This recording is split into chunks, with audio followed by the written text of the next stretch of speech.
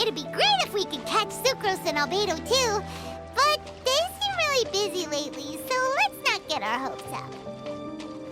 Anyway, let's go see. Hey, Tomate! Is that Albedo? Why is he leaving?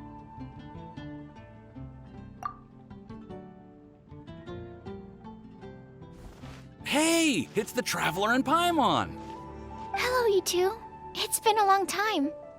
Were you having a really serious discussion right now or something? Just a regular catch-up. We meet here once in a while to go through any recent developments in our research projects. So we just missed him. Maybe we should have hollered to him. He didn't look in the best of moods just now, though. Was he upset about something? If so, he probably wouldn't have been in the mood to help out anyway. Upset? You mean Albedo? Yeah, he wasn't looking his usual self. Upset? Uh-oh. I wonder if...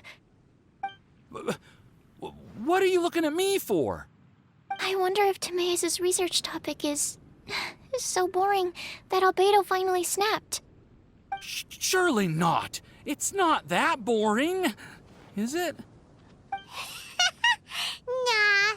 Anyway, Paimon wanted to ask you for a favor, Timaeus. A favor? Well, sure. How can I help? Well, Paimon found a bunch of super-duper sweet Sincerias in the mountains the other day. But if Paimon eats them all, then they'll all be gone, so Paimon isn't ready to finish them all yet. Paimon was thinking maybe you could make a device that you put fruits in and it turns them into juice. That way, they'll be preserved for as long as Paimon needs. Oh, yeah, I'm afraid that sort of thing is a little... Huh? Seems pretty straightforward to Paimon. Can't you do it? Paimon, I'm afraid you've entered into the realm of the weird and wonderful with this one. Okay. So how about you, Sucrose? Any idea? I'm sorry. It doesn't sound like it falls within my area of expertise.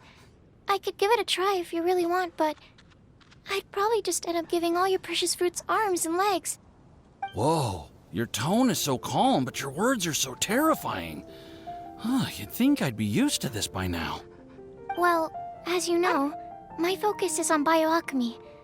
Besides, keeping things fresh forever is just not possible. If you just wanted to modify certain properties of the fruit or their seeds, on the other hand, I'd easily be able to help with that.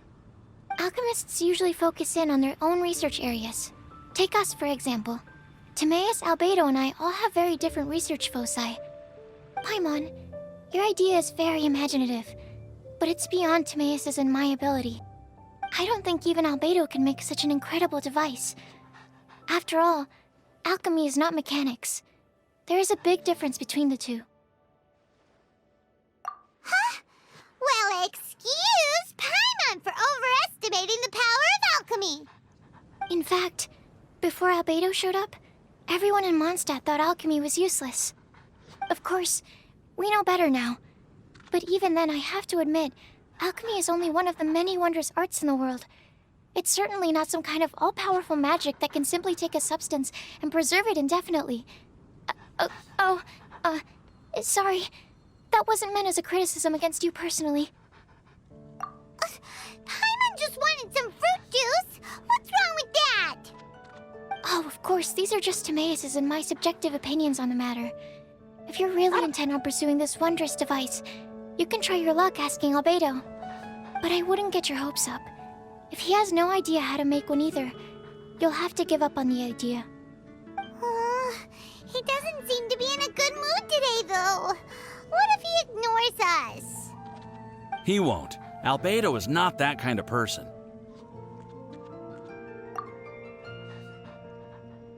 Hey, so where is Albedo heading to anyway? Dragonspine? Unless he specifically says otherwise, Dragonspine is where he usually goes.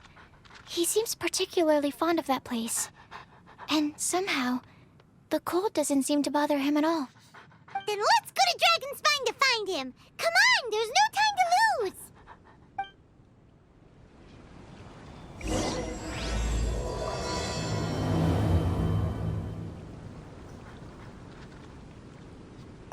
Seriously? Albedo doesn't like my alchemy device? It can create tiny ice crystals. I thought I had a good design here. I was planning to take it further. Timaeus, it's not completely useless, but perhaps it needs to be a little more original. Oh, okay, I see. I'll give it some more thought. Then again, what is the use of this thing? I'm the one who came up with it, and even I can't think of a potential application.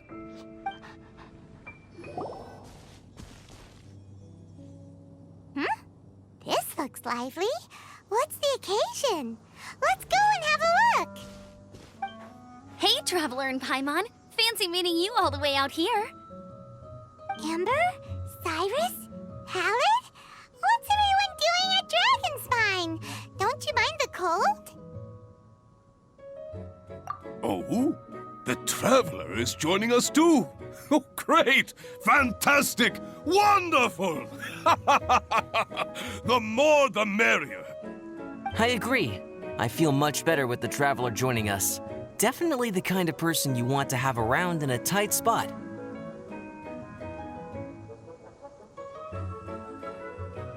Oh, right! Paimon remembers most of these people are from the Adventurers Guild. Then again, it seems a certain Outrider is doing too. Allow me to explain. The Adventurers Guild is holding winter training on Dragonspine. As you know, our members have varying levels of adventure experience. Dragonspine is an excellent place for budding adventurers to challenge themselves and improve, but it's dangerous to go alone. So, we made a plan for senior members to pair up with junior members. This way, everyone can experience training on Dragonspine together under safe and controlled circumstances. Now, every adventurer can progress together. I've been working on this grand plan for half a year now, and it's finally coming together! It's a great plan, isn't it? Hey, you are an outstanding adventurer. Surely you must be willing to join us and help out. Is the Adventurers Guild short on experienced members? Well, that's part of it, actually. The other reason is, when I was patrolling the perimeter of Dragonspine, I found a lost kid named Joel. I heard he lives here on the camp, so I escorted him back. I know, Joel's father went missing. I totally sympathize with how much Joel misses his family. Dragonspine is so bleak and deserted. It must have been so lonely for him here. Aw, Amber. Anyway, I wanted to do something to cheer Joel up, so I said I'd build a snowman with him. It's something he enjoys doing. It also gives me a chance to stay here for a while and help Cyrus out. Aw, really? Thank you. Let's go meet up with Joel then. Oh, I invited another friend of mine to join too. She should be here any second. She'll be perfect for this kind of thing. Hey, Cyrus, we've got to take off. Is that okay? No problem. Go ahead. I still have some final checks to make, so I will call you before we depart. The situation here seems trickier than I thought.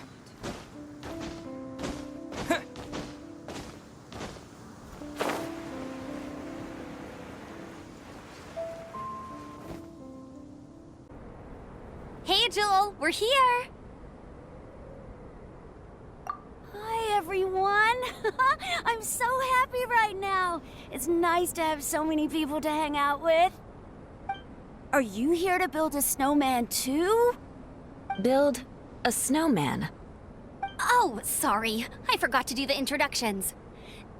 This is Eula, the Spindrift Knight and captain of the Knights of Favonius Reconnaissance Company. Amber, you're being far too formal. The child is never going to remember all that. Please, just call me Eula. Okay, Auntie Eula. You can call me Joel. Auntie Eula? Uh-oh. Eula's gonna add that to her long list of scores to settle. All right, if that's what you want to call me, go right ahead. Whoa! Eula just let something go for once? Amber, what's this I hear about a snowman? I came to assist because you told me the Adventurers Guild was short-handed. Yeah, that's something else. But look, Joel's at the age where he should be having fun, and there's nothing to play with on Dragonspine. He used to build snowmen with his dad, and since his dad's not around, we're keeping him company instead. Besides, Eula, it's gotta be more fun than taking an ice bath all by yourself. Let's combine our forces and build ourselves a huge snowman. It'll be a ton of fun. Yep. Count Paimon in too. Paimon wants to build a snowman. Auntie Eula, are you too busy to join in? If so, it's okay. I understand. No, nothing like that. My mind was on something else, that's all. Building a snowman with Joel, are we? Sounds wonderful. I'd be delighted to join you. Then let's get started. First, we need to split up into teams to gather some supplies. Joel and I will be on one team. You and Eula can be on the other team. Hey, Joel, see that huge tree over there? Wanna race me there?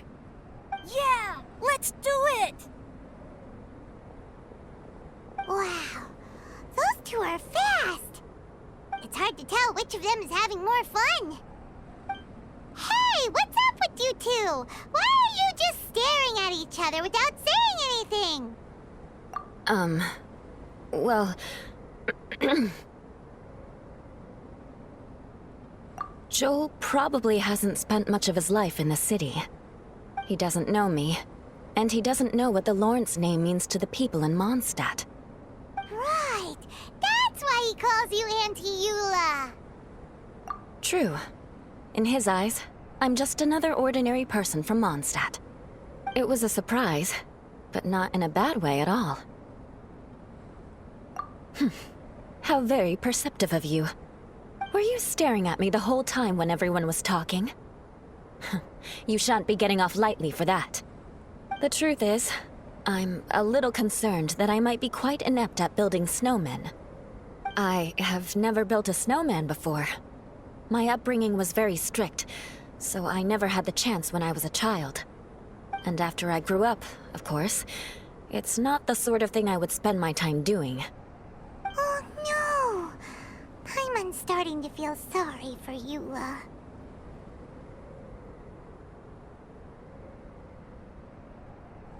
You sound confident.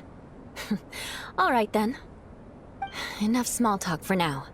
I see we have a member of the Adventurers Guild joining us. Greetings. We have a slight problem here. We've done a head count, and it turns out that we have an odd number of participants. In other words, we still have one instructor slot left to fill. How it happened was, we originally asked Fischl to be an instructor, but she was busy with something outside of Mondstadt during this period. So, we found another adventurer to fill in for her, but they still haven't shown up yet. Thank goodness you are here. Oh, hello. My name is Gerald. I'm a new adventurer. In that case... Fine. But for that, you will pay. Huh? Pay for what? Okay. I got it. I'm ready and willing to learn. Good, good. Then everything is settled. Thank you for your help, Eula. If anybody else signs up later, I may have to ask for your help as well. Why did you give the spot to Eula? Oh, okay. You're so nice. Paimon noticed Eula smiled just now. It must have meant a lot to her. To be honest, Eula really is the best candidate for an instructor. Most people would find it hard to cope on the mountain because of the sheer cold, but not her! Oh, now Paimon gets it. This must be the whole reason why Amber got Eula involved in the first place. We were supposed to find supplies, but now Eula's busy with other stuff, and, Paimon doesn't feel like going around collecting things. How do you think Amber and Joel are doing? Let's head up the mountain and see what they're up to. Strange. Didn't they say they were going this way?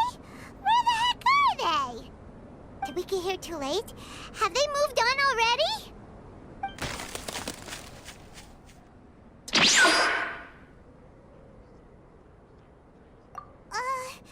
Could they be in danger? Hurry! Let's go check it out! It's coming from that direction!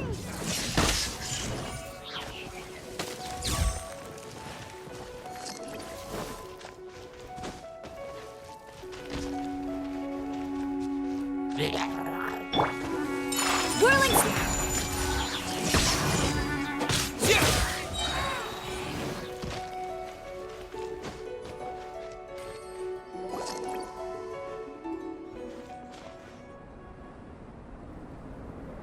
The sound just completely stopped! How could that happen? After all the adventures we've been on, our tracking skills are honed to perfection! Aren't they?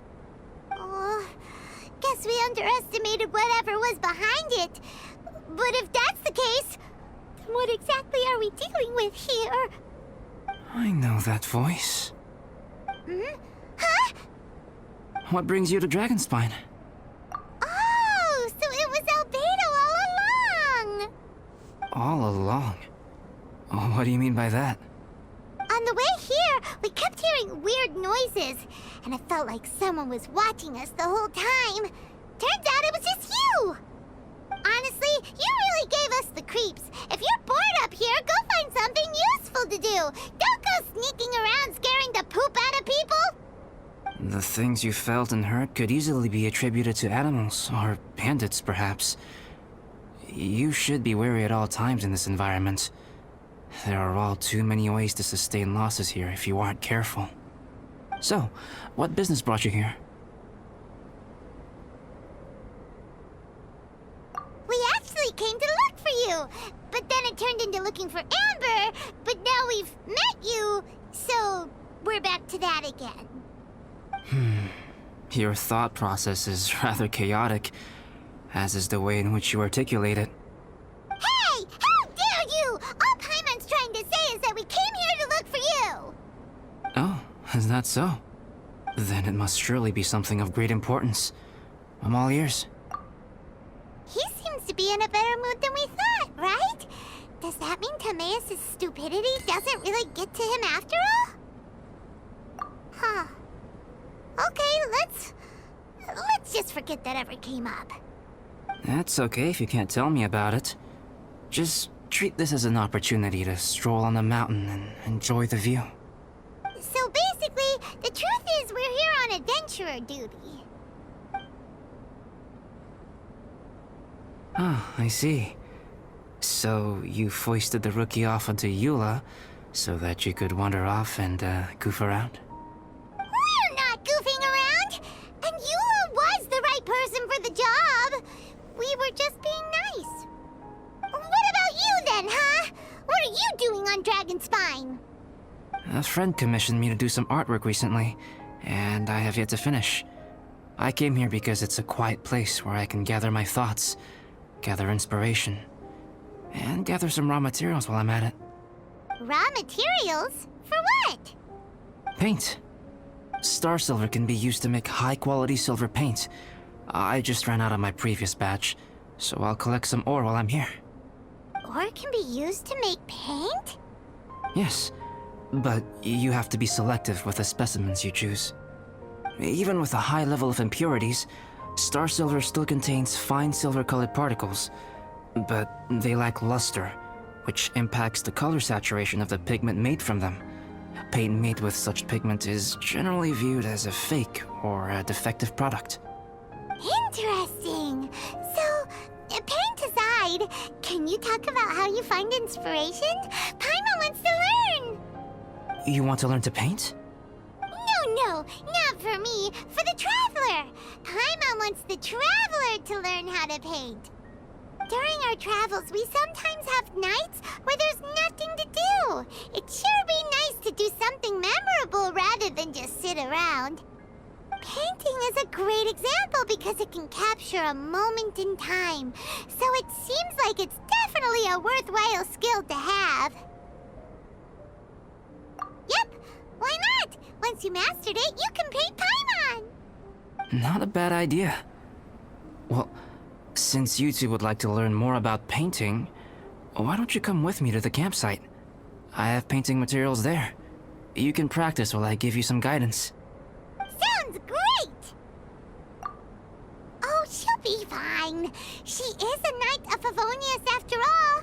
Let's just forget about all that stuff for now and go with Albedo. Come on, let's go! It's so cold out. Paimon wants to get to the camp and warm up by the fire.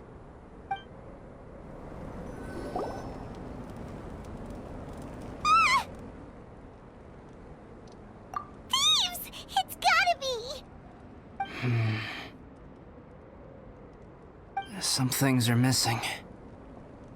Nothing valuable, hopefully. Wait, where's Paimon's Mora? It's hard to say their value, but some of my alchemy notes are missing. Alchemy notes? Would they fetch a high price?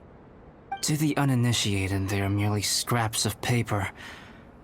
But for someone who knows what they're doing, the knowledge contained in those notes is more valuable than any treasure. So you're saying only someone who knows alchemy would have stolen them? But the only people who come to Dragonspine are adventurers, thieves, and monsters. What use would any of them have with your notes? I feel the same way. However, hilly trail break-ins and other such incidents are not unheard of on Dragonspine. It's difficult to draw a conclusion based solely on the evidence at hand.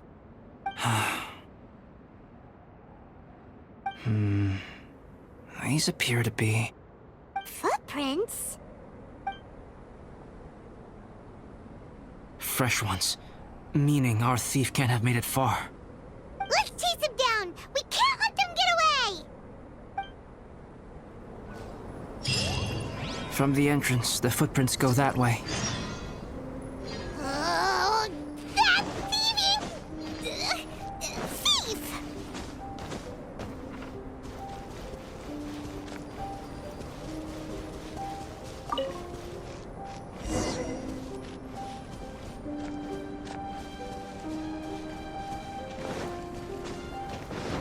The footprints lead up there. So they scaled the cliff. Okay, after them!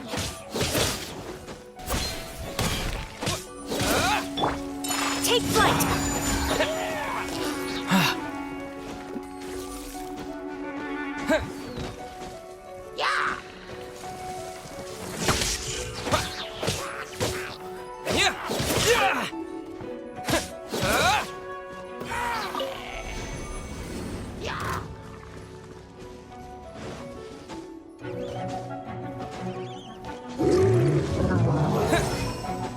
Footprints on the snow are so hard to notice.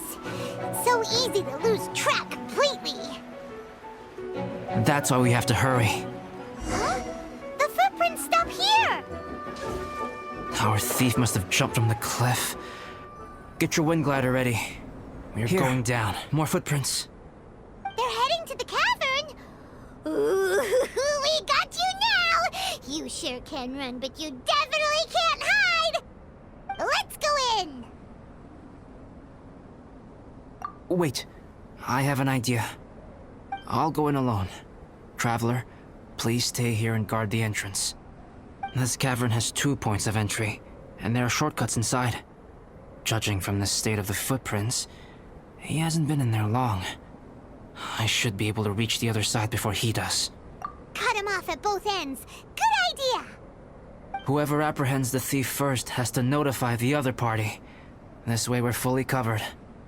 Still, safety comes first. We do not yet know the identity of our thief. Please take care. We'll be fine. Okay, see you shortly. Of course. I wonder if Albedo found the thief. This is taking forever. Really? Huh. Maybe it just feels like a long time because Paimon hates waiting. Waiting is so boring. Why don't we find something to do to pass the time? You know, something like... Oh! Look at all that star silver over there! Why don't we gather it up for Albedo? It's right next to the cavern, so we won't be going far. If anything happens outside, we can be right back here in no time. Yay! Let's get started!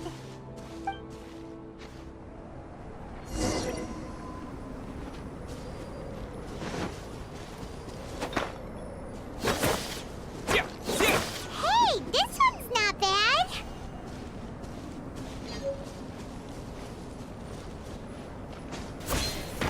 Huh. This stuff looks kinda lackluster. Is that because of the impurities like Albedo was talking about?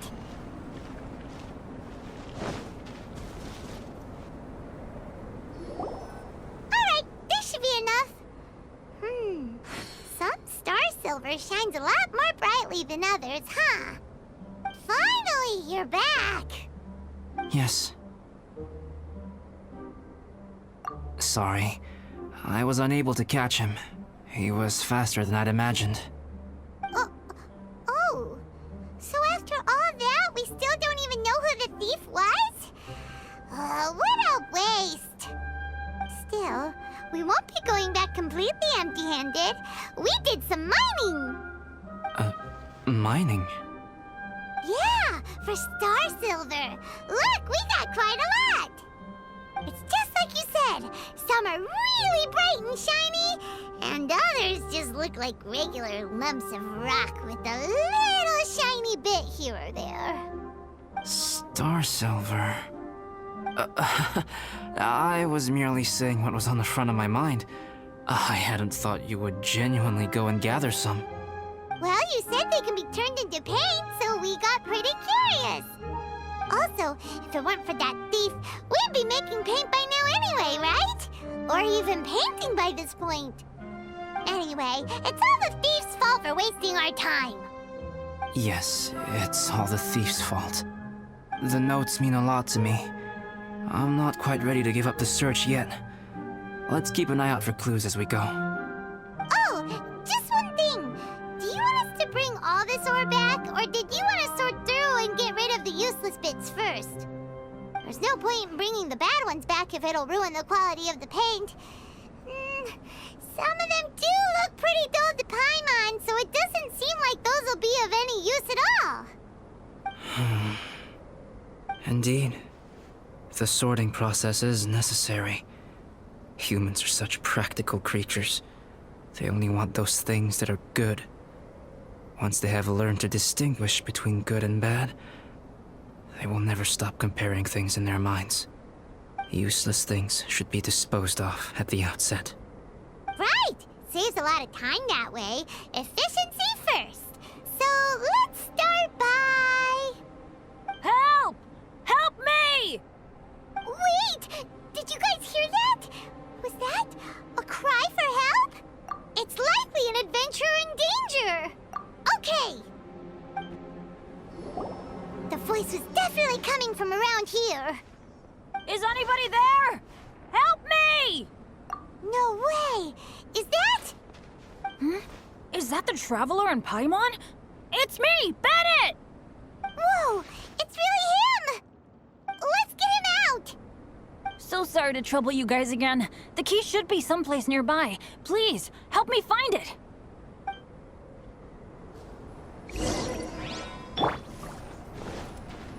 Wow, so much clutter! Oh, we're not gonna find the key here, surely! Uh-oh, we got company! Sunburst swirl! Thunderclap! Turret, bring refuge!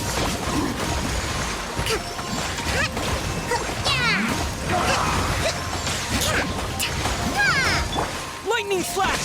Oh, so they kept the key with them! Huh. We were searching around for nothing. Oh, finally, I'm out. Thank you so much. If only there hadn't been rocks mixed in with the snow on the tree, it wouldn't have made me all dizzy when it fell down onto my head. And then I would have never walked into the Fatui's trap. Bennett? In a cage? Never saw that coming. I won't bore you with the rest of the details. Just me being unlucky again. Yep, taking them out was child's play. No need to thank us. You did? That's so nice of you guys. I know they were probably just following orders. But still, thanks for helping me out. So what are you doing on Dragonspine? Didn't Razor want to come with you? Did you hear about the Adventurers Guild thing? They're hosting a winter camp here. As one of their veteran adventurers, I'm here to help out the rookies. Razor's not an adventurer, and as the leader of Benny's adventure team, as well as the only actual member, I had to come on my own. But now I've been stuck here for so long, I probably missed it. Oh, I hope Cyrus doesn't get mad at me. Oh! Wait, so that guy Gerald who got left in the lurch, he was supposed to be paired up with you? If so, sorry, Bennett, but you really did miss it. He got paired up with a different instructor instead. What? Weren't they short on instructors? Where'd they suddenly get extras from?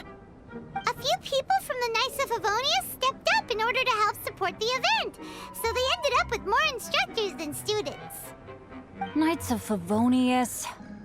Yeah, they're definitely more reliable than me. I'm just a walking accident waiting to happen. Right. Anyway, that was just the situation when we last saw them. It might have changed by now. Who knows? Maybe a whole load more rookies will have turned up to join in. Besides, after all the trouble you've gone to show up as an instructor, Paimon's sure Cyrus will put you to work. Really? For sure. Hey, wait a second. Where'd Albedo go? Albedo? You mean the alchemist from the Knights of Favonius? He's one of the instructors too? No, he just happened to be on Dragonspine. We were just with him, but then we heard you calling for help. He must have left us at some point after that. Could he have gone back to keep looking for clues? Let's go back to the cavern and see if he's there. Still no sign of Albedo. This is weird. Where has he run off to? This is great!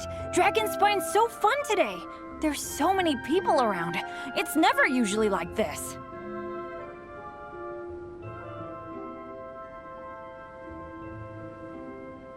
This was where we heard Bennett's cry for help, right? We heard his voice and went straight over to rescue him.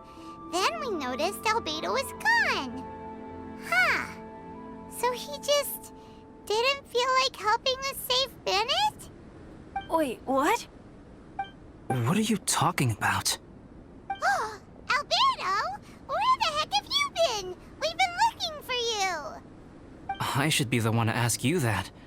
Didn't I tell you to stay at the cavern entrance? Huh? I'm not really following who was waiting for who and who was looking for who, but first things first. I apologize, Albedo. I don't fully understand what's going on, but it seems like it's mostly my fault. No. Bennett, this is not because of you. You needn't blame yourself.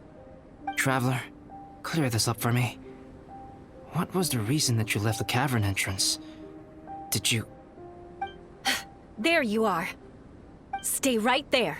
You have a lot of explaining to do. What? Me? Huh? You, huh? Aren't you supposed to be helping the new guy? Yes, that's what I would be doing, if I hadn't been interrupted by a certain someone's malicious scheming. Albedo, I saw you taking Jewel towards the wasteland at the edge of Dragonspine. That place is crawling with monsters. What the devil do you think you were doing? Whoa, wait a second. What's going on? Actually, wrong question. How much stuff is going on? When I came to stop you from leading Joel any further, your first reaction was to throw the child down and attack me. When I fought back, you quickly fled. Care to explain? I see. Interesting. Interesting. Eula, it sounds like you met an imposter. Someone who was impersonating me. Impersonating you? To what end? It is difficult to draw a definitive conclusion for now. But these strange incidents do seem to be connected.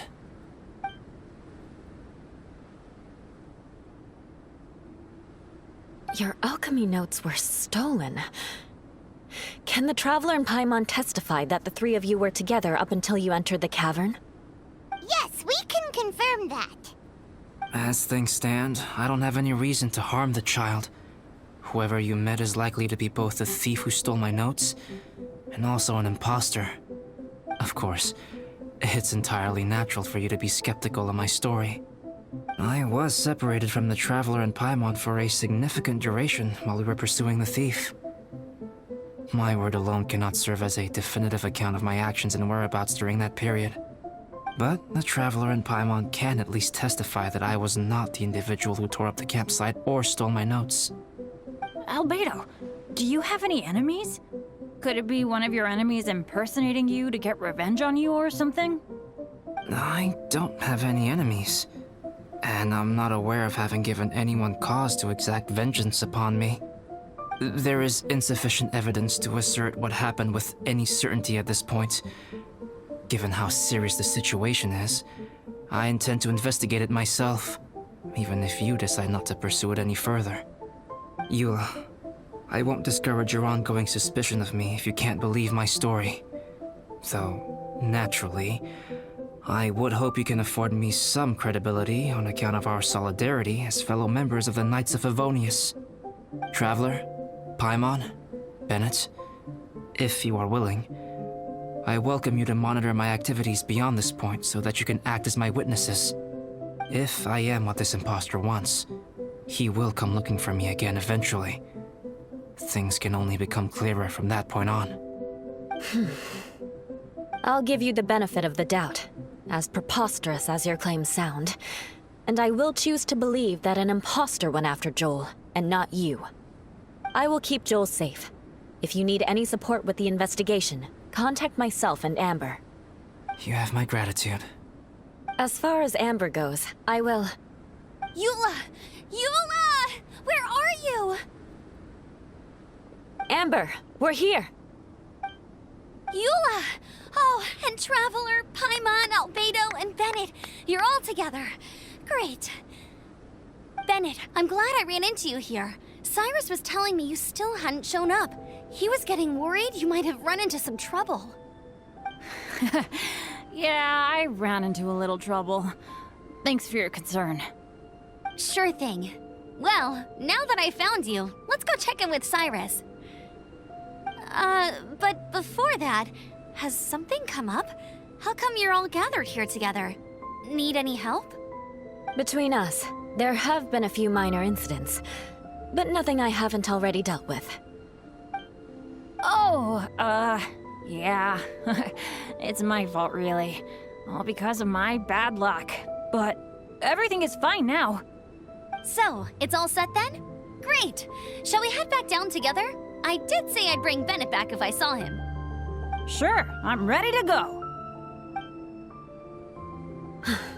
Very well. Let's go. And then there were 3. Traveler, can we talk somewhere else? There's something I need to tell you. Let's go to my camp. My camp is somewhere that we can talk openly, without reservation. But before that... Whoa. What a mess! Thank you. I appreciate it.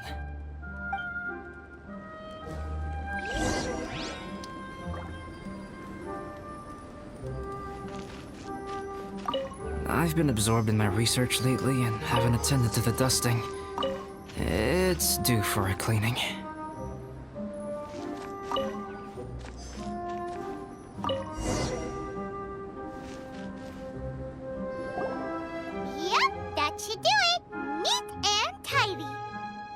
Thank you, both of you.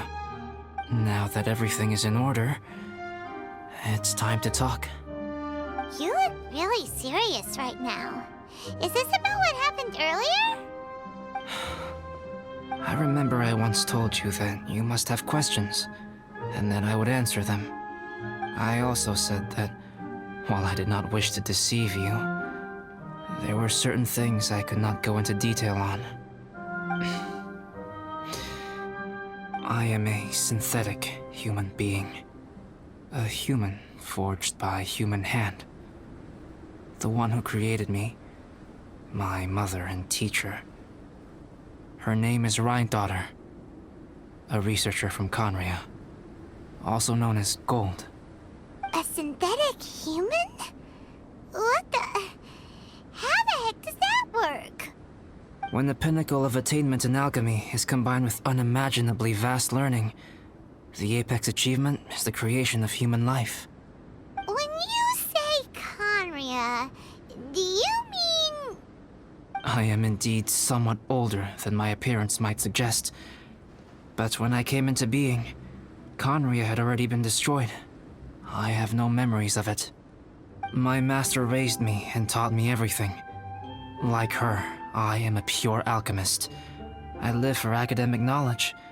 Nationality and identity are not what ultimately define us.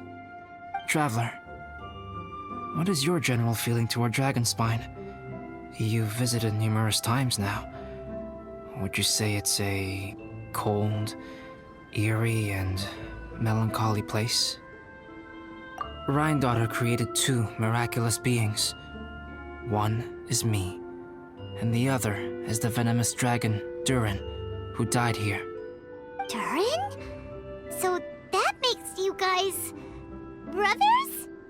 As sons of Rhine-daughter, Durin and I are indeed inextricably linked to one another. The phenomenon of our creation defies definition within the scope of a typical human worldview. But if we may tentatively call it birth, then yes, we, by extension, are family. Speaking of Durin, Paimon remembers that his power was quite... special. That's right.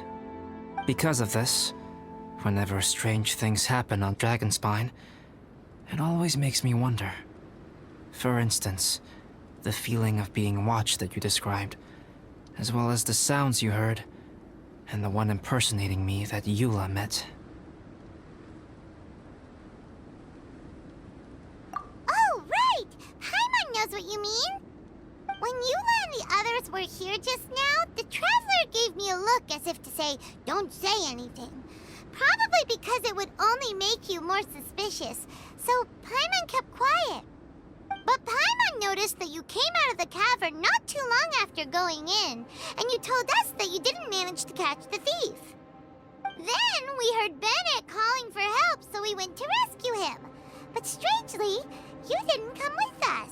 And when we got back to the cavern to go find you, suddenly you were the one looking for us. So, it seems that you met my imposter too. Well, if so, it was a pretty good impression. He had you down to a T. We never would have guessed. Also, after he left us, why did he go after Joel? Perhaps Durin's power drives people to madness. But that's merely crude conjecture. Whether someone is impersonating me or there is another false me out there, this is a cursed tale, and it is not one whose weight you should have to bear. Traveler, perhaps you should return to Mondstadt if you have no further business here. The work that lies ahead will occupy me completely. I'm afraid I will be unable to entertain you beyond this point.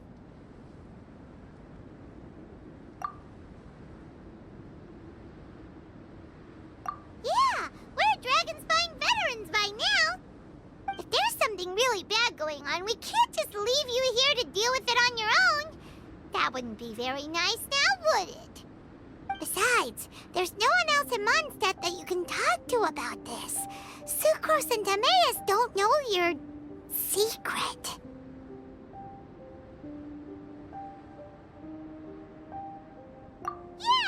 push us away at a time like this. All right. Thank you. You were intending to participate in that winter camp, if I recall correctly.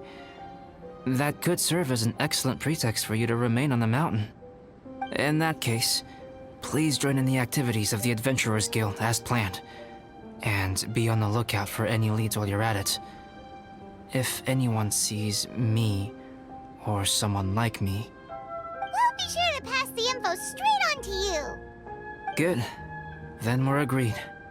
Okay, let's split up to look for clues, then meet back here at this camp in a few days' time. Sounds good to me. But please, whatever happens, put your safety first at all times.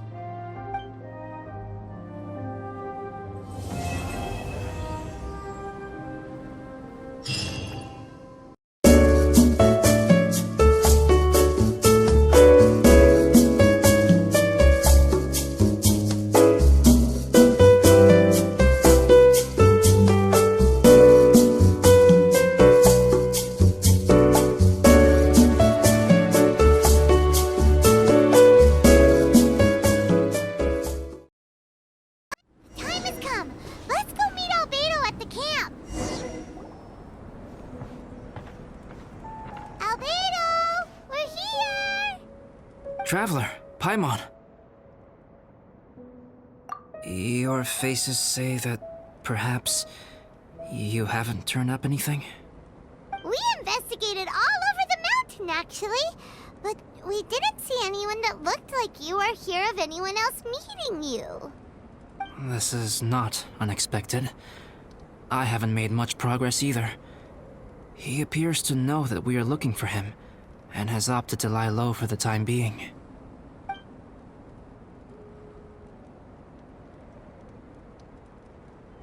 Still, there is one thing I found. I discovered footprints on some parts of the mountain, and although they were a little covered by the snow, I could tell they'd been left by someone of a similar size to myself. The footprints were quite numerous, so I believe my next step will be to rule out each of the adventurers active on Dragonspine, one by one. We can help with that. We have plenty of contact with the adventurers. So now we... Ah! What was that? It came from that direction. Could it be the imposter? Yes, let's hurry.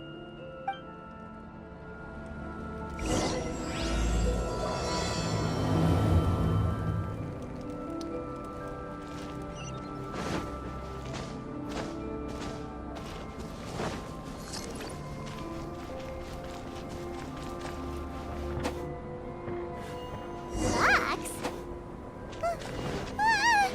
And what are these portals doing here?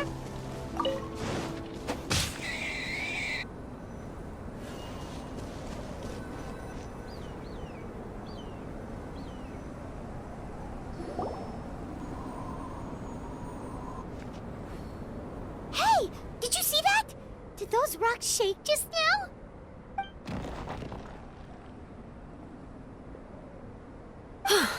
That was most unfortunate. What are you guys doing here?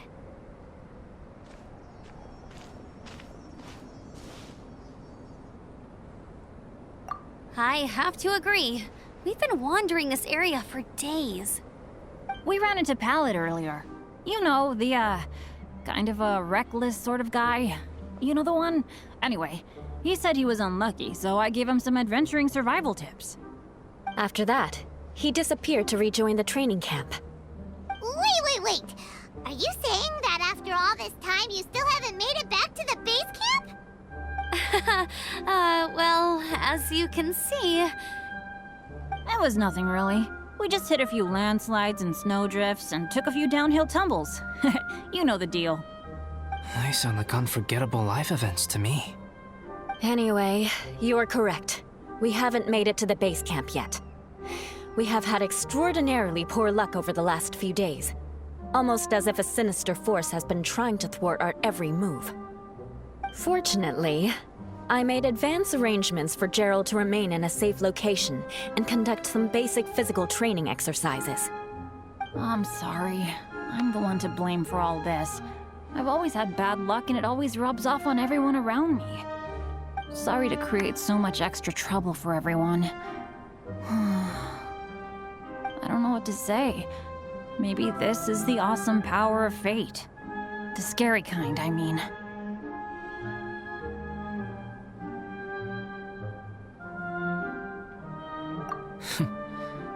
I agree.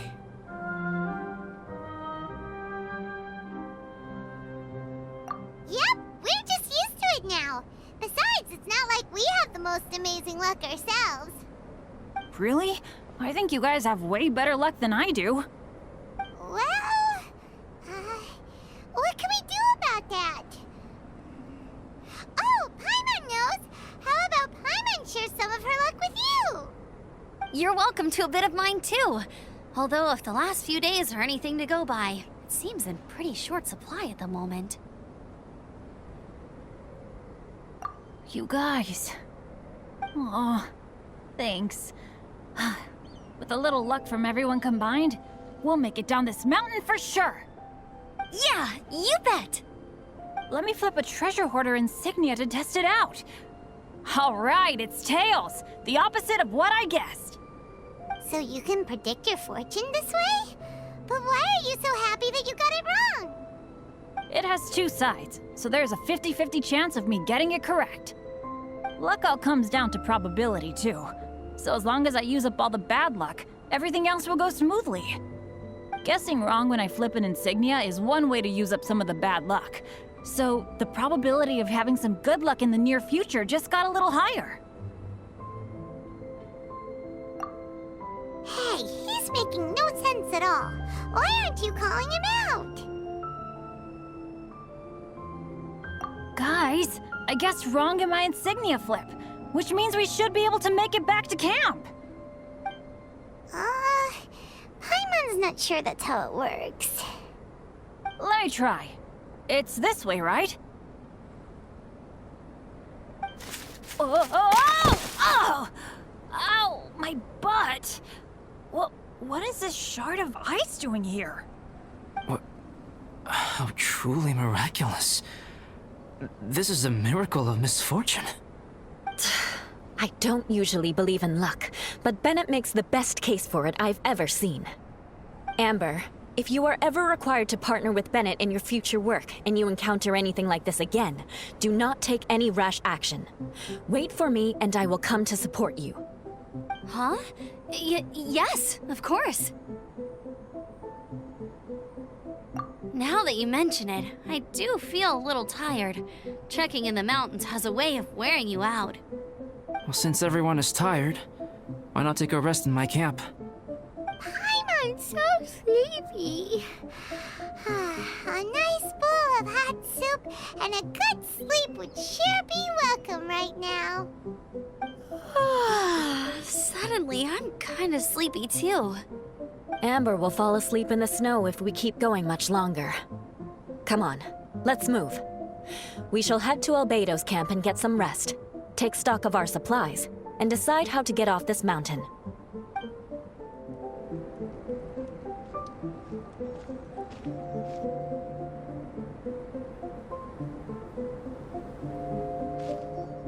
Here we are. Make yourselves comfortable.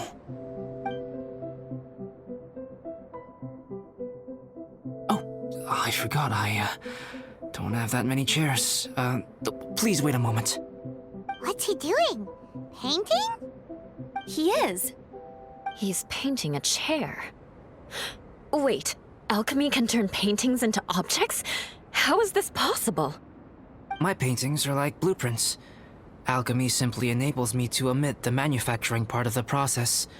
It's an elementary level technique.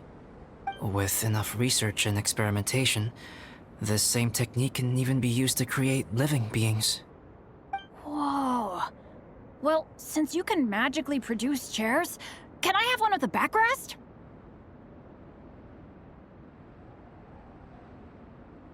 No problem. How many of you want backrests?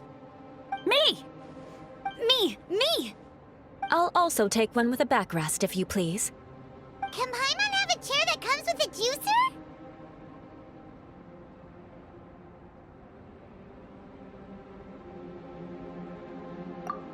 beat squeezing onto a stool with you.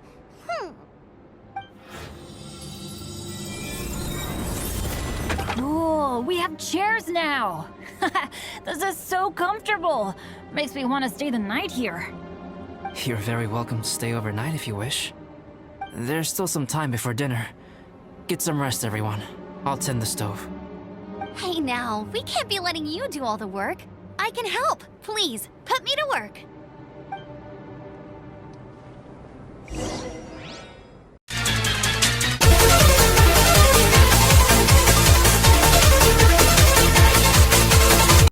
Oh, pace yourself. Dinner could be a while. I still have a few things to prepare.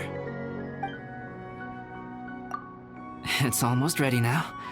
Traveler, please light the campfire and gather everyone for dinner.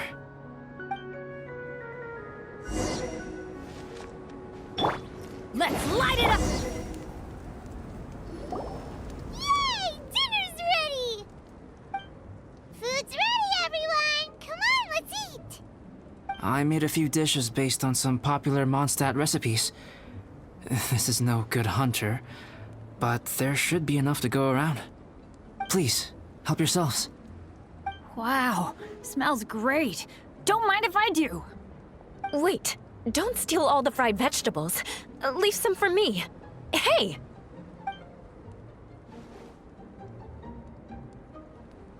Ah, Paimon's full. What a great meal! Albedo, you're too modest. These dishes are as good as anything you'd find in a top restaurant. Are all alchemists so good at cooking? You may be onto something there. Right? Paimon thinks so too. It's his lab manner that gives it away. The kind of guy who holds a potion bottle as steady as a rock isn't the kind of guy who's gonna be slapdash with his salt and pepper. Actually, that makes a lot of sense.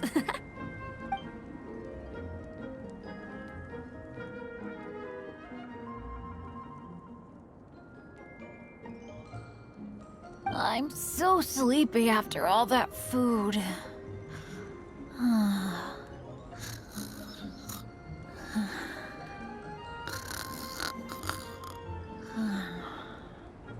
Did Bennett fall asleep sitting up? He must be totally wiped out. The way he's sleeping is so alert. I'm impressed.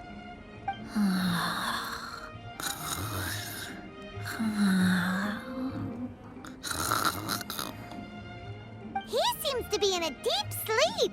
Ooh, Paimon wonders if he sleep talks. Oh, no, Dad, no apples for me. I want sticky honey roast and fisherman's toast.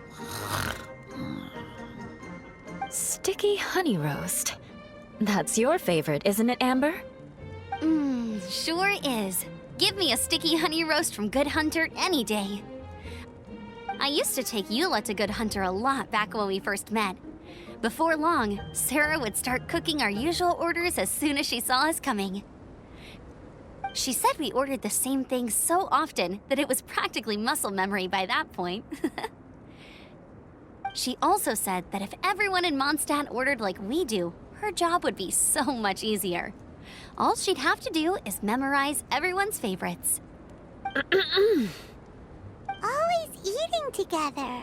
Aww, it's nice that you two are so close. The Traveler and Paimon always eat together too. It's a sure sign of true friendship. Two people simply sharing a meal says nothing either way about the relationship between them. That depends if it's a one-off meal or a regular occurrence. Aha! Paimon just noticed something. Whenever Eula doesn't want to admit to something, she raises her chin or puts her hands on her hips. Ah, you've all picked up on that. Didn't know Eula's tells were so easy to spot. We are done here, yes? I am free to go, am I not? Then please excuse me. I have a frozen lake I need to be at. You're going for an ice bath at this time of night? Wait up! Don't go without me! I thought you wanted to get some sleep. So maybe you should stay here and rest. No, I should come with you. It's late, and it's dark, and you're not good with directions like I am. Come on, let's go together.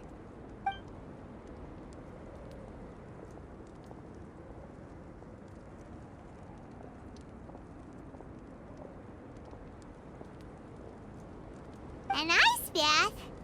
Whew. Rather them than Paimon.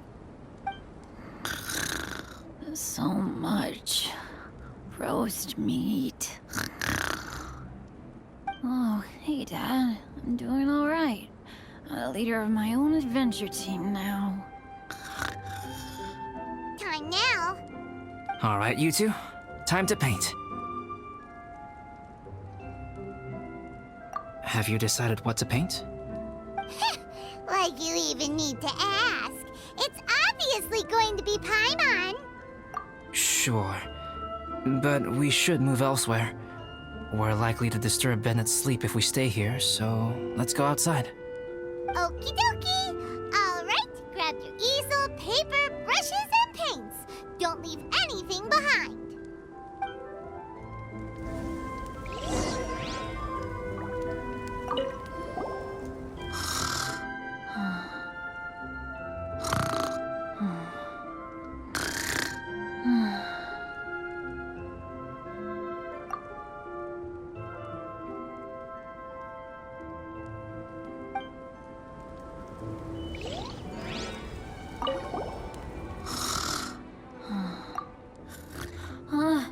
Hey, Paimon, no, don't touch that.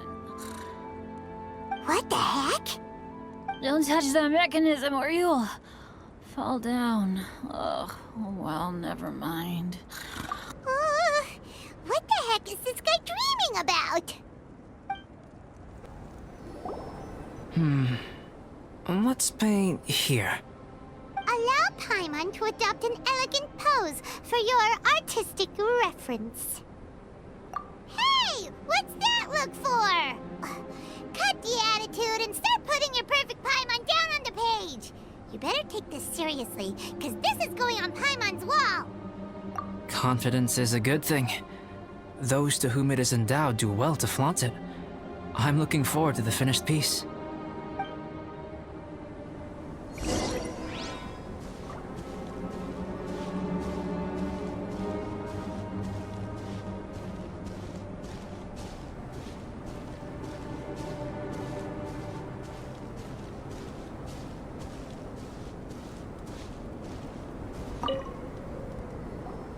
Alright, let's start with the head. Now, in your mind's eye, what is written on Paimon's face? Huh? Is that how Paimon really looks to you? Okay, forget it. We can come back to that. Let's move on to the body. Come on, paint what you see when you look at Paimon. Paimon's starting to feel like this is not going to turn out so great. Now Paimon's getting nervous. Let me see. Let Paimon see. What is that? Why you... How could... Paimon is lost for words.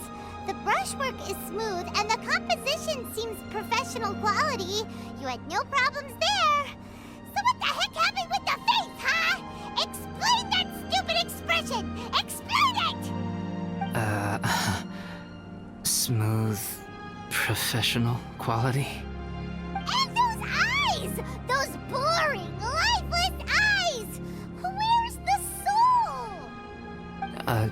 Traveler? Have you previously received any education in the fine arts? What?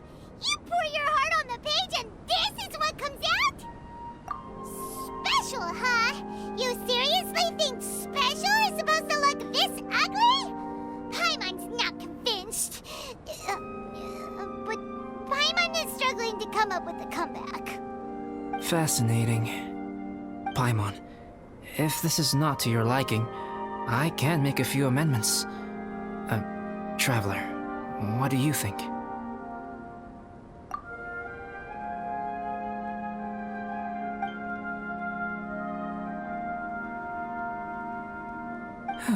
All right then.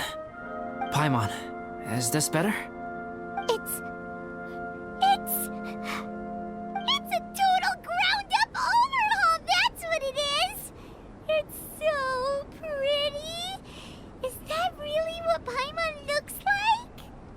Adding flourish to the finished piece is an essential component of what makes art... art. This is not to say that you differ from the painting on a fundamental level, rather that the real you and the you in the painting present two different styles of beauty. You remain the core reference point for the painting. So, Paimon, you can put your misgivings aside and hang this painting wherever you like. Wow! Thanks, Albedo. Oh, I merely added a flourish here and there. You should be thanking the Traveler. In truth, ground up overhaul is more or less an accurate description. The more Paimon looks at it, the more she likes it. Great! Paimon has a portrait painting. Paimon's gonna show this off to everyone.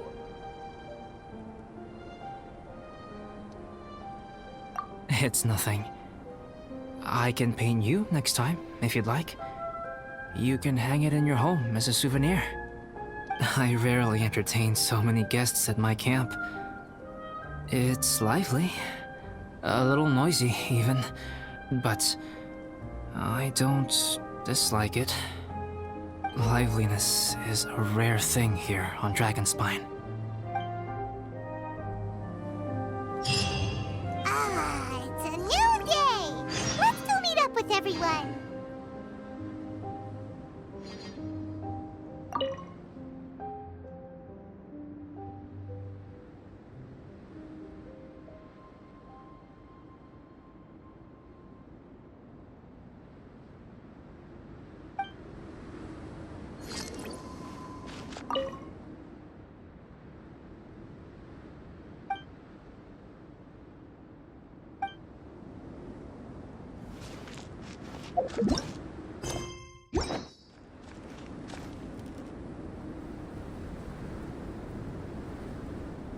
Hey, good morning!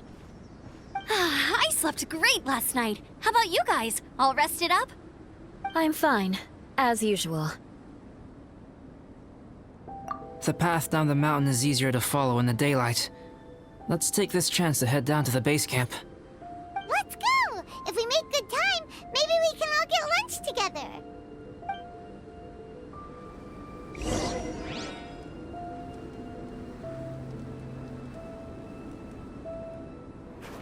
I flipped another insignia just outside the camp. Wrong again! So your bad luck is all used up. We'll be down the mountain in no time. Yeah, my thoughts exactly. Today's the day.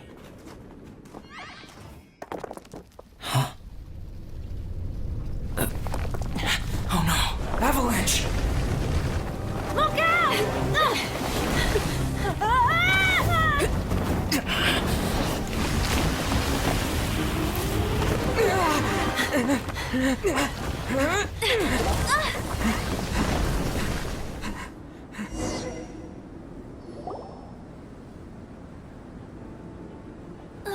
Traveler, Paimon, are you all right? Are you hurt?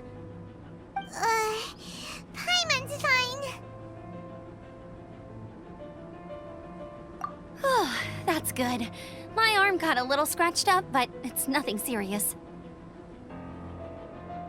I'm okay, but I don't see the other two.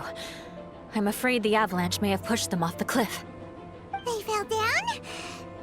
They'll be okay though, right? I think they're both robust enough to survive the fall. But if the falling debris knocked them unconscious, and they're lying there in the freezing cold, we have to get down there and rescue them, immediately. Okay, let's move. Hang in there, guys.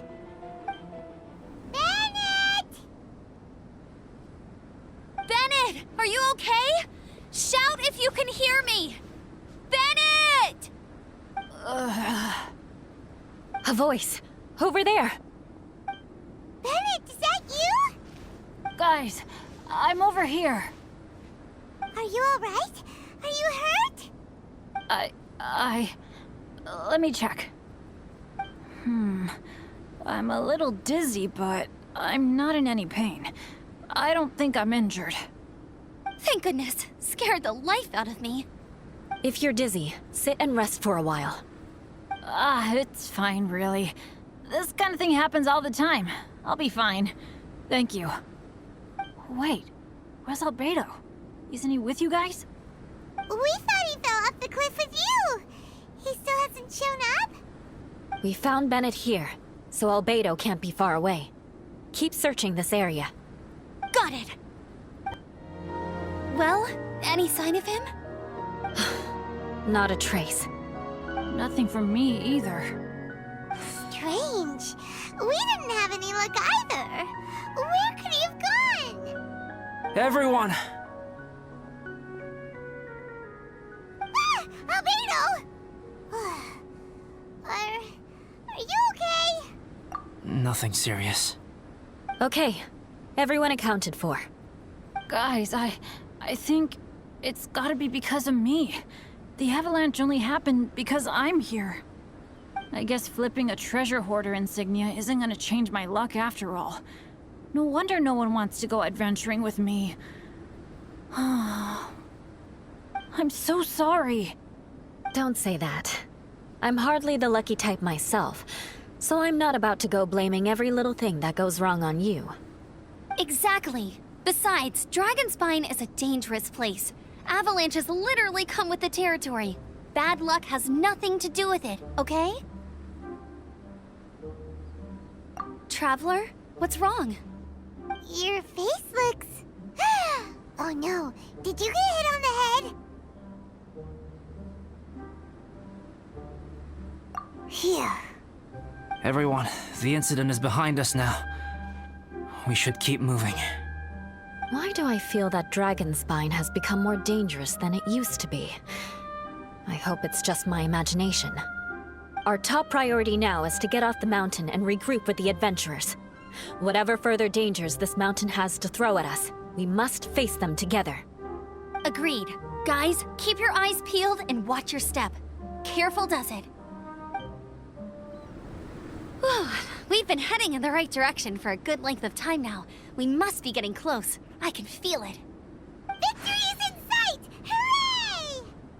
As soon as we get to base camp, Paimon wants a bowl of hot soup and some barbecued meat. I hope we can all get there safely.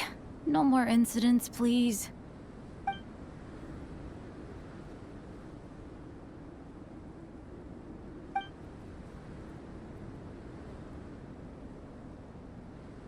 Hey, what's on your mind? You seem a little distracted.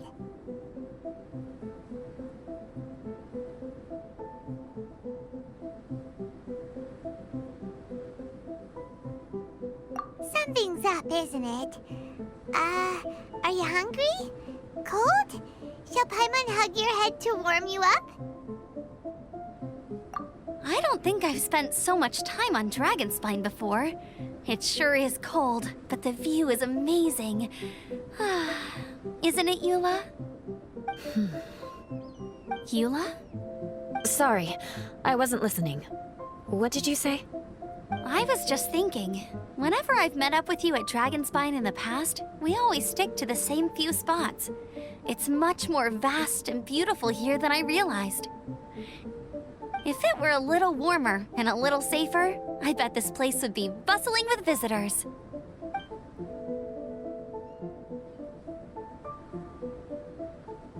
I agree. People are put off by the cold and have an aversion to danger. They don't realize that there's much to explore beneath the icy exterior, if you were willing to spend the time and energy. Albedo, is this the way down? Yes. I think there are several routes in this area. Does the path fork off here? It looks like it does. But maybe it doesn't. My head's still a little fuzzy from the impact. I'm kinda dizzy too. I keep thinking things are swaying a little. Maybe I'm just hungry. Either path will work for us. The smaller trail is less worn and harder to see, but it's also shorter.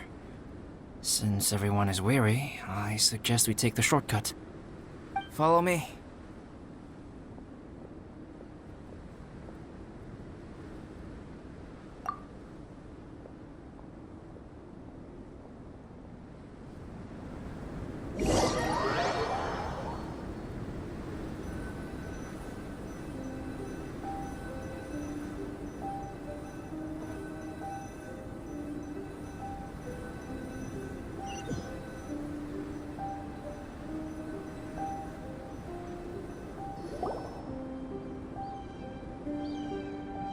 Wait.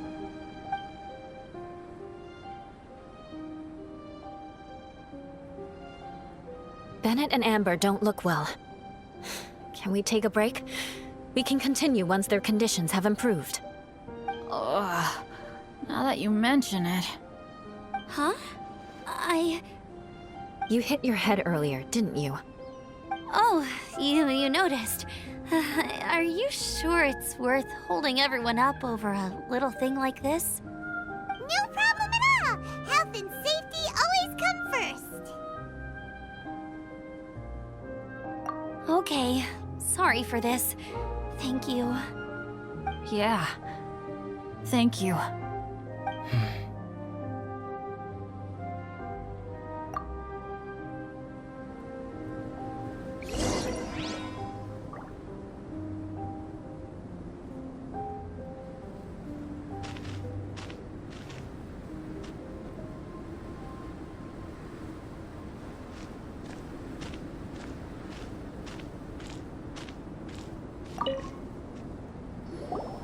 Drinking some water can help with the dizziness.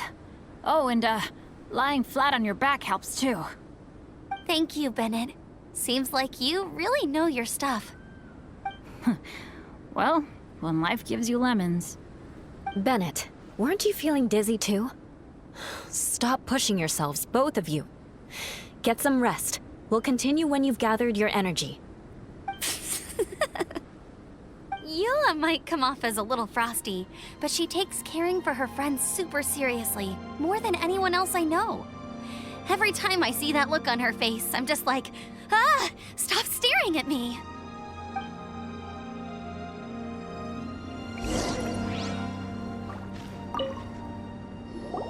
Traveler, I know what that look means. What's on your mind? Maybe seasoned veterans have an instinct for it. I sense it too. Something seems to have changed, but I can't confirm for sure. It could be difficult to verify.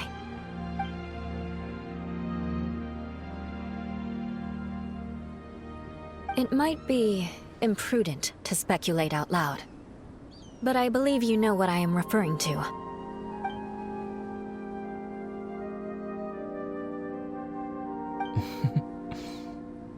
Traveler, I think...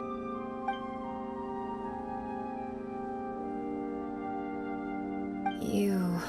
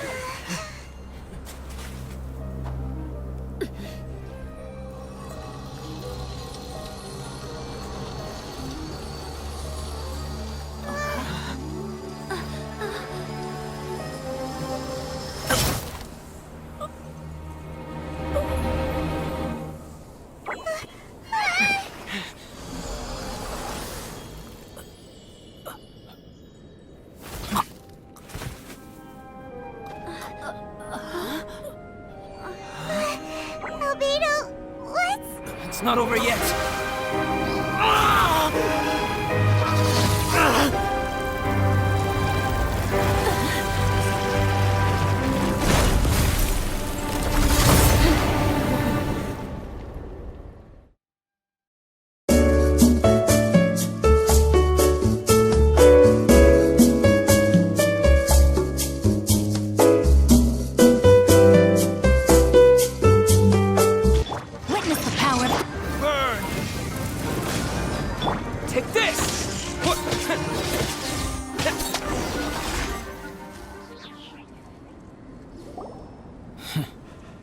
What in the world was that thing? One moment it was human, the next it was a plant! Is everyone alright? We're fine, but can you please tell us what's going on? I don't understand. I take it this monster is whom I had the pleasure of meeting last time. Correct. As you might have guessed, this is a mutated whopper flower. An extremely rare kind. But can whopper flowers turn into humans? Not typically, but conditions on Dragonspine are far from typical. Perhaps the dragon's blood seeped into the land, then was passed to the monsters via the ley lines, accelerating their rate of mutation. How could that happen? This mountain is home to the remains of Durin, the venomous dragon. If there is anywhere in the world one might expect life to do unfathomable things, it would most likely be here. Durin was an artificially created life form. Its existence is nothing short of a miracle, and proof of countless possibilities. In other words, this mountain we stand on is a cradle of life's profoundest mysteries. A vast and terrifying hotbed of possibilities. The avalanche. It must have been the work of this imposter.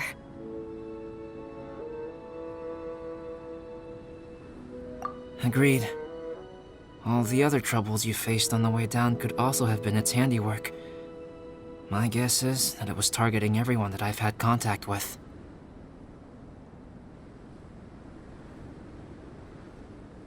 Right, I forgot all about that. It's not inconceivable. But what was its purpose? Was it just trying to get rid of us? I have a preliminary hypothesis on this.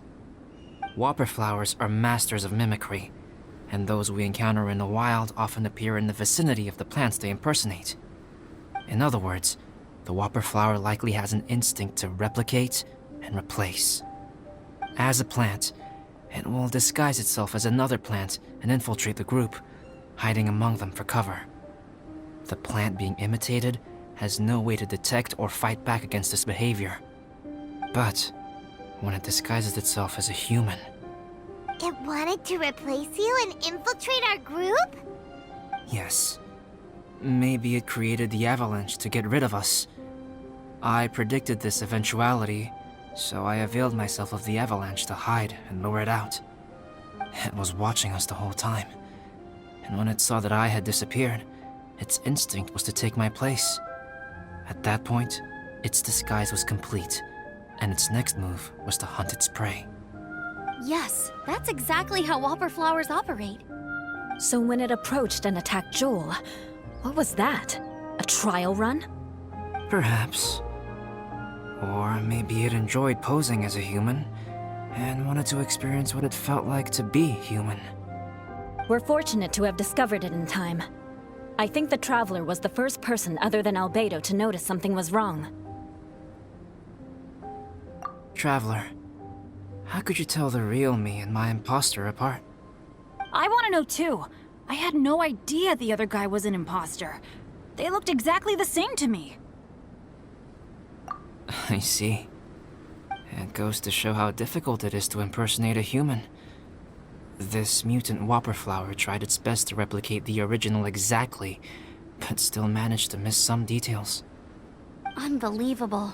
To think that Dragonspine creates such terrifying possibilities.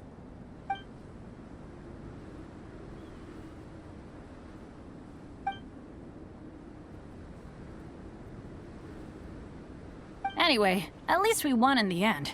It looks like my method did work after all. I used up all the bad luck, and the good luck finally came through. About that. If you're referring to having fallen down the mountain and avoided injury, well, that's because I was secretly protecting you. Huh? Well, that still counts as good luck to me. Yes, that's not an unreasonable way of looking at it. Okay. We've been delayed long enough. Time to move on. Yeah, let's go!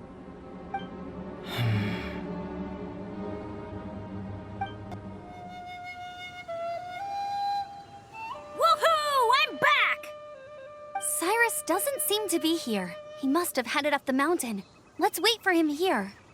Amber, are you feeling better? Yep, all good now. Nothing to worry about. I don't know what I'd do without you guys. If not for you, I'd probably still be locked up in that cage. I really want to thank you all properly, but I can't think how at the moment. Huh? You must be pretty used to being on the receiving end of people's kindness by now, though, surely. You probably need it often enough, given your situation. Come on, don't put it like that. Sure, plenty of people have shown me kindness before, but that doesn't mean I will ever take it for granted. No matter how many times people help me out in life, I will never forget any of them. Well, instead of repaying those who helped you, perhaps you could help others yourself. Everyone meets others in need from time to time. By choosing to be there for them, you're passing the kindness you received onto others. Yep, you're right. That's what I've always tried to do, and will always continue to do. Right. And when Cyrus gets back, I'll find some way to help him out too. This has been quite an eventful day. Yeah, it has.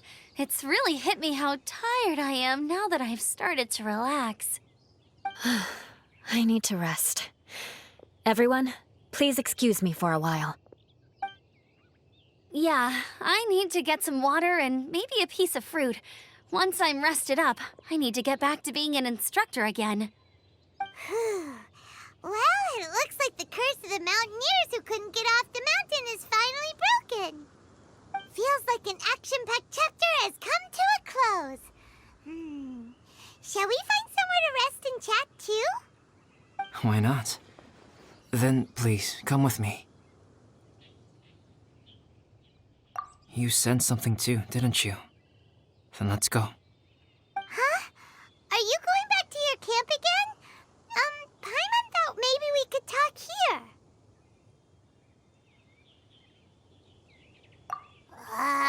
Okay. Might as well come with you. Good. Shall we set off right away?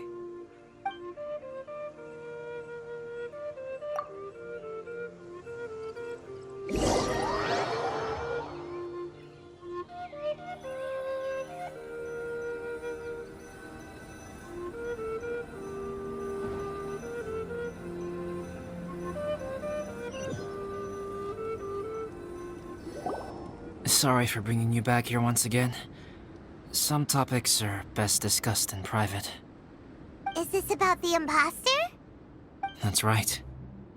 I have to say, Traveler, I'm very surprised you noticed the difference between me and the imposter. Yes, this mark. Perhaps it's where it all began. Ooh, sounds like the beginning of a big story. Keep going. Well, I can't deny that what I'm about to say does sound like something from a children's storybook. So, what do you think this diamond-shaped mark means? A tattoo? A crest? Something else? No. Consider it a birthmark. Have you ever seen an intricate glass ornament and wondered how it was made?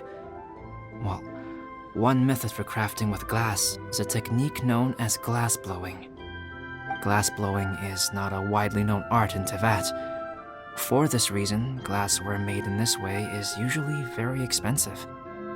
As the name implies, glass blowing involves blowing air into a hole, much like blowing up a balloon. This type of glassware is known for having a pontil mark at the point where the blowpipe was inserted, where the hole was sealed at the very end. This mark is a sign that the item was crafted by a human hand. Sounds kind of amazing.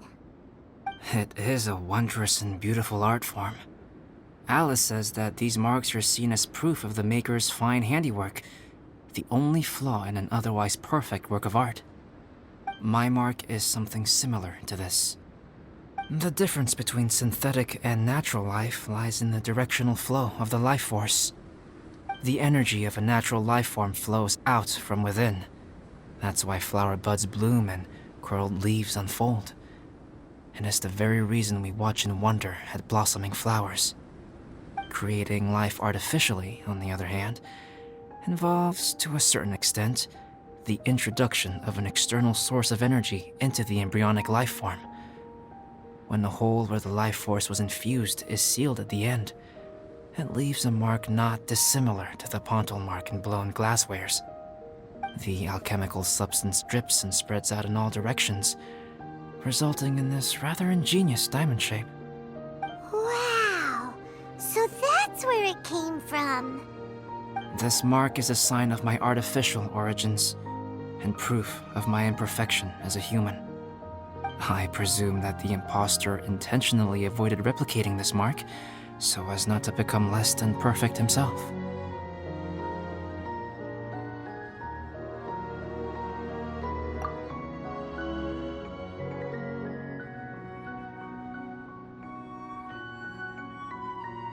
You are fundamentally different from other people. I have few qualms about sharing my secrets with you. Just as Paimon said, it all sounds like a story. Even if you were to tell anyone else, they would regard it as nothing more than a tall tale. The transcendent and miraculous are not the only things to which human beings aspire. They pursue the everyday, the ordinary, to a far greater extent than I would have ever imagined. People like to believe that those who are thoroughly different from themselves could only ever exist in stories. It makes things much easier. Or, in other words, all of the unfathomable things we've seen recently would make good material for a novel. I have friends who write novels. If they wrote this story, it'd probably be even more complex. Making up stories is easy. Even Paimon can do that. Oh. I didn't know you had that kind of talent. Paimon's the best guide into that. Making up stories is a piece of cake. In that case, how about we have a storytelling contest? We can base our stories on the events of the last few days. Sounds great. But we still have to help out the Adventurers Guild. I understand. Creativity is something that cannot be rushed. Take your time, and come back when you have found some inspiration. We'll see whose story is more compelling. Deal! Okay, we'll regroup with the Adventurers Guild for now. Sure.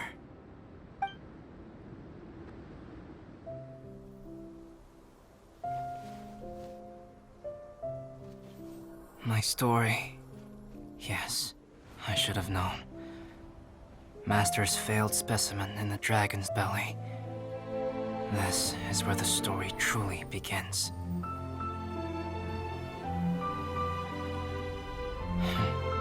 If we switched places, if you were the survivor, then as the abandoned experiment, the failure of the primordial human project, I'd want to replace you too. I would replicate your appearance, study your alchemy, and create miraculous life forms to divert your attention. I would wait for the right moment, then dispose of you in the Traveler, the sole person to have known your secret. And then, I could finally experience the joy of being brought into the world.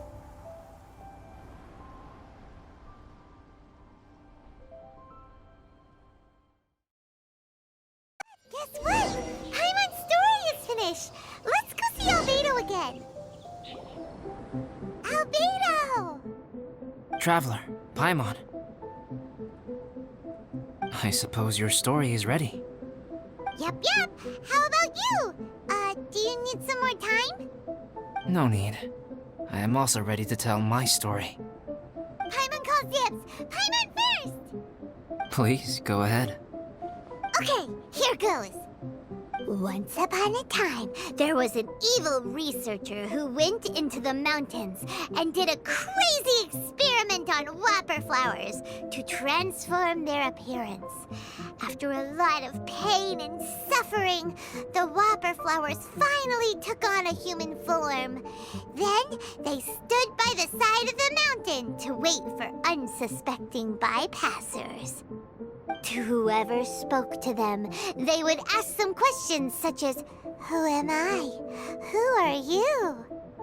If the bypasser got the wrong answer, the last sound they'd make would be a yelp before the whopper flower ate them alive in one bite. Ooh, truly frightening. What the? You two aren't scared at all! Don't go nitpicking, okay?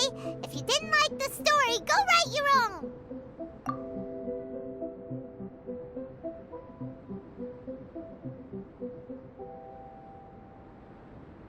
In other words, the whopper flowers would ambush and then completely replace their victims.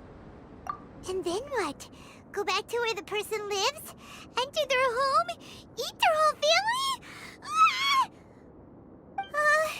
Paimon made up this story, but now Paimon's the one who's scared by it. It's a good story. Oh, may I write it down?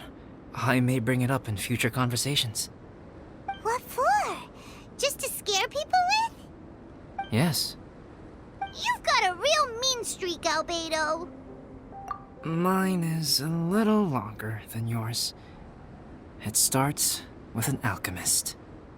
A great alchemist once created Subject 1. Subject 1 was her proudest achievement, and successfully blended into human society. No one ever would have thought that this friend of theirs was in fact a synthetic human. However, unbeknownst to Subject 1, the alchemist had tried the same experiment many times before he had come into being. Some of the rejects from failed experiments had been discarded, but had not died. Subject 2 was one such failed experiment. He was swallowed by a great dragon that came to rest upon a snow-swept mountain. Many years later, he was resurrected by the dragon's mysterious power. He saw all kinds of people on the mountain, including Subject 1, who had somehow miraculously blended in among them. Never in Subject 2's wildest imagination had he thought it possible for experimental life forms such as they to deceive everyone so successfully. He saw the way humans accepted Subject 1 as a friend, witnessed their affection as they addressed him by name. This was what Subject 2 wanted. Now, all that Subject 2 desired was to replace Subject 1 and take the joy of his existence for himself. This is giving Paimon the chills. So scary. Subject 2 began to unfold his plan. He stole Subject 1's books and notes and studied all that Subject 1 had learned from the alchemist. Subject 2 was highly intelligent, and he learned quickly. He changed his face into an exact replica of Subject 1's face. Then, he found a plant with mimicry capabilities and transformed it using dragon blood and alchemy. And so, not only did Subject 2 transform his own appearance to perfectly match that of Subject 1, he also created a third entity, Subject 3. What? There's 3 of them now? But Subject 2 wanted to become a perfected human. So, he erased a mark in both his and Subject 3's necks. For these marks were symbols of imperfection. In my view, it was probably a subconscious act, an instinct. He so desperately craved to become a perfect human being that he forgot something. Human beings are defined by their flaws. Subject 2's plan was meticulously crafted. Subject 3 would draw Subject 1's attention. After Subject 1 disposed of Subject 3, he would assume the threat had now disappeared and would let his guard down. The next moment that Subject 1 was alone, Subject 2 would make his move. He would eliminate Subject 1 and become the only one remaining. He would secretly replace the Subject 1 of everyone's memories and inherit his identity, residence, clothing, sword, name, and friends. People would have no idea that the individual they knew had become somebody else from one day to the next. This is way too scary. Paimon's never gonna be able to trust anyone again. But just before Subject 2 could carry out his plan, a unique stranger entered the mix. Subject 2 tried to make contact with this person, but found that they could somehow sense he was different from Subject 1. What's wrong? Are you scared? What happened then? What happened to the stranger? He became a new stage in Subject 2's plan. One more person that Subject 2 had to dispose of. It's as if there were 3 identical roses in a garden. Only one of the 3 was a fine specimen, while the other 2 were defective specimens that bore poisonous thorns. In all the world, only the gardener who tended to them could tell which was the good specimen. People do not like poisonous plants. Only a perfect rose can fetch a high price. If the inferior specimens wanted to conceal the fact of their worthlessness, they would have to take the gardener out of the picture, using their poisonous thorns. This is exactly what Subject 2 was thinking. So, he hid in the shadows and waited patiently. Maybe soon, he would get his chance to become truly human.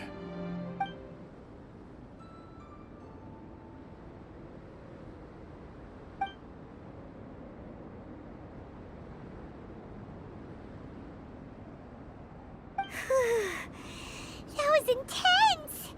So what happened after that? Did Subject 2's plan succeed? Paimon can't bear thinking about it! Fortunately, it is just a story.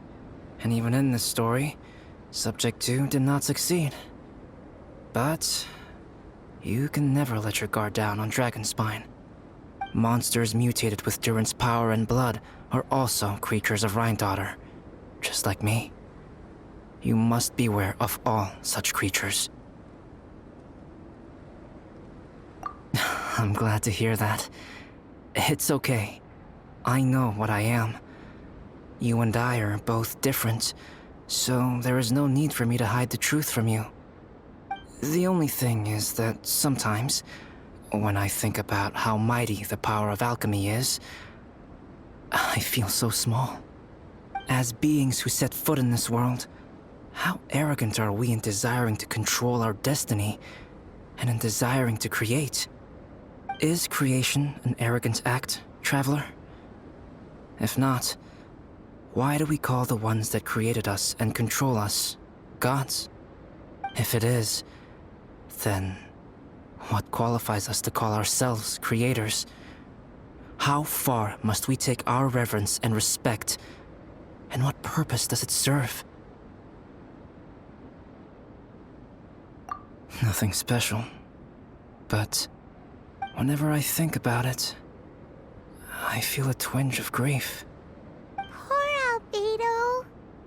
Hello? Traveler, are you here? Hey, is that Amber? Thought we might find you here. We're here to deliver a message from Cyrus. There's gonna be a big event down at the base camp, and they want you there too, Traveler.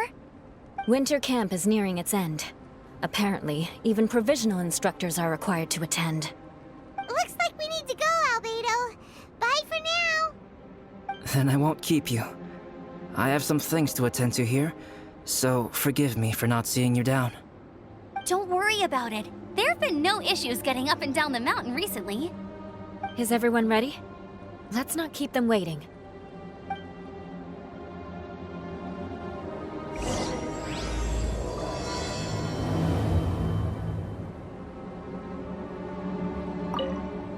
Go ahead. You're one of their instructors, no? Huh? Who is this guy? Allow me to introduce Yozerv. He's Joel's father. Dad, this is that traveler I was telling you about. The traveler's helped me out loads in the past, and this time we even built a snowman together. Joel has told me everything about you. I can't thank you enough.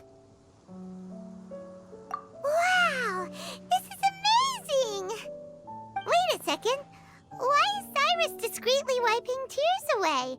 And what is Pallid doing here? Pallid is the hero of the hour this time. Go on, Pallid. Tell us what happened in your own words.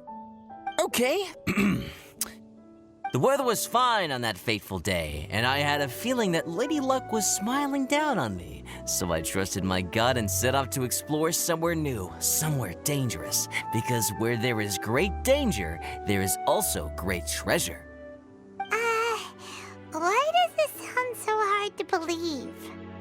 But I had only been away from the group for a short while when I fell down a slope and just started rolling. Uh-oh. Did my bad luck rub off on him when we ran into each other on the mountain? The place I fell to was somewhere I didn't recognize, and I'd sustained a few injuries. I remember thinking to myself, this is the worst luck I've ever had in my whole life. Then I met Yozerv. He'd heard the sound of me falling and came out to see what was going on. Huh? Wow! So it was completely by chance then! I thought he must have been someone from the Adventurers Guild here for the event, but after a few words of conversation, it was clear that he was having memory problems. He didn't even know his own name. The temperature was freezing, and there was no time to deal with all that there and then, so I convinced him to come back to the camp with me and figure everything else out after we got there.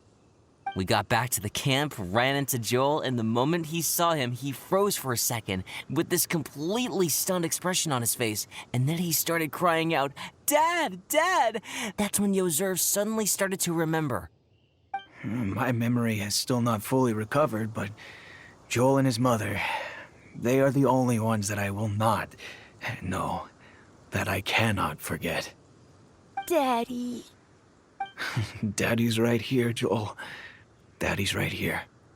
Yozerf, don't you remember anything else at all? The poor princess? Feeding the foxes? I'm sorry. I have no recollection. Maybe it's because of the head trauma. I'm not sure. I woke up and found myself covered in blood. My things were gone, and there was nothing to indicate who I was or how I got there. I crawled into a cave and settled in for a slow recovery. After my legs and feet were a little better, my hunting skills were what kept me alive. Dad, I was so worried about you. I'm all right now, Joel. Oh, don't cry. Daddy's not going anywhere. I'm here to stay. Oh, this is good. This is good. You know what, though? I definitely think my luck got worse after running into Benin on that mountain. I knew it. I just... No. I just meant if it weren't for you, there's no way I ever would have run into Yozerv on a mountain this huge. Besides, we got back safely, didn't we? So don't blame yourself. Maybe sometimes miracles can only happen when you get just unlucky enough. Pallid. When did you become such a smooth talker, huh? Huh? Am I? I was just telling the truth. Oh, yeah. I want to say thank you to the Traveler, Uncle Cyrus, Auntie Eula, and Auntie Amber. Thanks, everyone. You all helped look after me, and I will always remember it. But I guess I can't take the snowman with me, or it'll melt once it leaves Dragonspine. It's such a shame. Oh, I can help with that. One moment. Huh? Eula? Here, take this. It's powdered rime. Just add it to your snowman, and it will never melt. Wow! Really? Oh, this is awesome! You're the best, Auntie Eula! Dad, I have an unmeltable snowman now! How cool is that? How can I ever repay you all? Thank you all. Thank you from the bottom of my heart. Dad, I want to go move the snowman. Can we do it now, please? Okay, I'll be leaving with Joel now. I'm sure I'll see you all another day. Very well, very well. It's time for Pallet and I to have another discussion concerning his breaches of adventurer discipline. Huh? But Cyrus, I think I kind of made up for my mistakes this time, you know? See you guys! Oh, I made this for you and Amber. Think of it as a winter souvenir. Aw, are you sure? This must be really important to you. Come on now, just take it. No need to make such a fuss. Wow! Now our snowman won't melt either! Great! You're welcome. Just keep it. That's all I ask. Amber and I have some business to attend to now. See you later. See you! Everyone's gone. Seems like they've all got their own stuff to do now. Oh! You know what? We've been on Dragon Spine all this time, and somehow Paimon still forgot to ask Albedo about how to make a fruit juicifier machine that could keep the juice fresh. Maybe we should try Timaeus again. He does seem pretty eager to please after all. Timaeus! Traveler and Paimon, what can I do for you? Wait a minute. You've got that mischievous look on your face. Oh, you're not still thinking about that ridiculous juicer thing, are you? Timaeus, will you help us? Well, if the Traveler isn't really interested, then, yeah, maybe I'll give this one a pass. It's just the weirdest request ever. No, but Paimon's Sunsettias are gonna go to waste without it. In the time it would take me to research something like that, I could probably pick those Sunsettias again 10 times over. New research project, Timaeus? We meet again. Oh, Albedo, thank goodness. So the situation is, Paimon wants a machine that can turn fruit into juice and keep the juice fresh. I mean, surely it's... Majorly important, that's what it is. If you can manage to invent this, we'll never have to worry about fruit going bad ever again. That's impossible.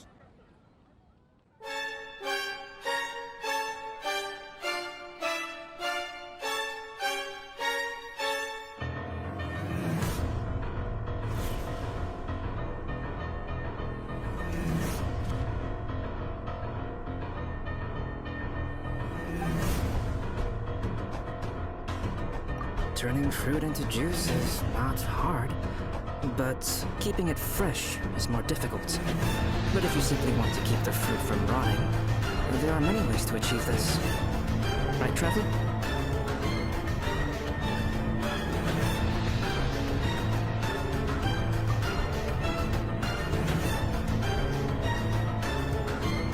What about us now? What's wrong? Is there something on my neck?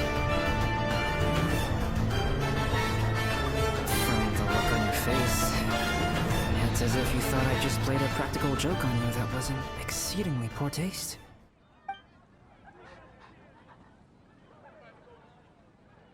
Albedo, you were saying, how do you stop fruit from going bad?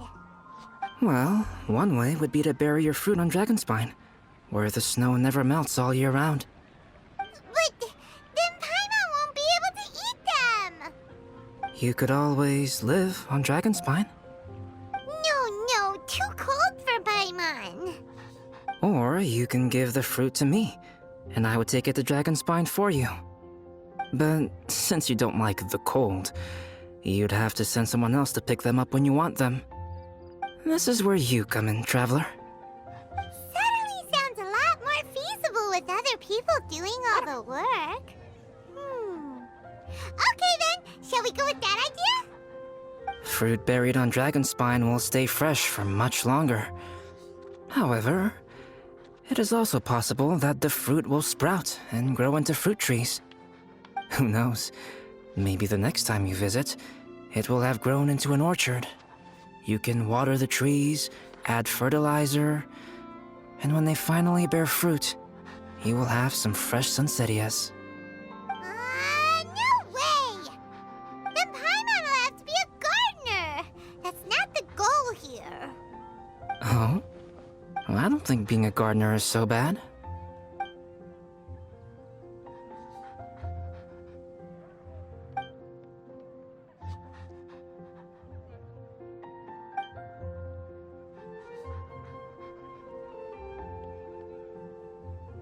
Albedo! Stop trying to get your hands on Paimon's super sweet Sensitias! It bothers you, does it? Of course it bothers Paimon! They are the rarest, super-duper sweetest Sensitias ever! And they're not for you! Okay, but they're just Sensitias. I think you're only so attached to them because you don't have much fruit of this quality in your possession. When someone's pockets are full and their spirit is fulfilled, they don't easily fall prey to this kind of yearning. Really?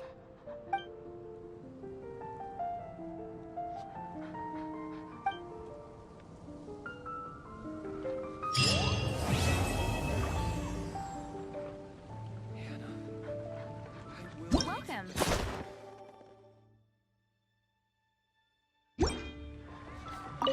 Dragonspine is too cold for ordinary fruit trees to survive.